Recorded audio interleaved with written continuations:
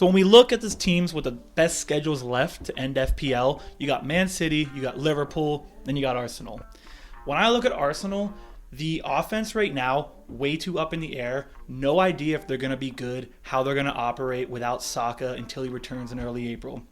For me, I'm really not interested in most of their assets, but if I did have to choose assets on the offense for this team, I would go Marino number 1 and Wineri number 2.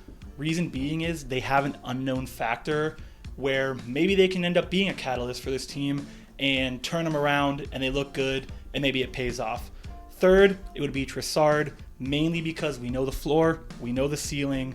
It's safer, but frankly, it's not all that enticing. Now, defensively, this is where it gets interesting for Arsenal.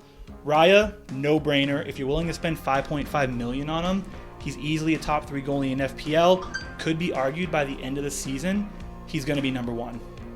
Gabriel and Saliba, very similar defenders, razor-thin margins of difference between the two.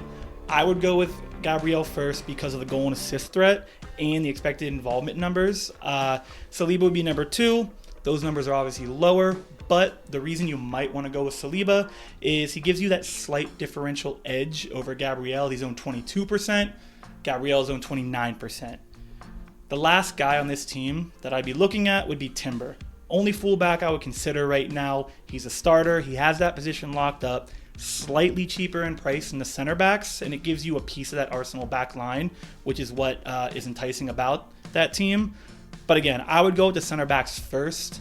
I would pay the extra cash to get them, unless you want to double up on Arsenal defenders, and maybe Timber's a guy to go with.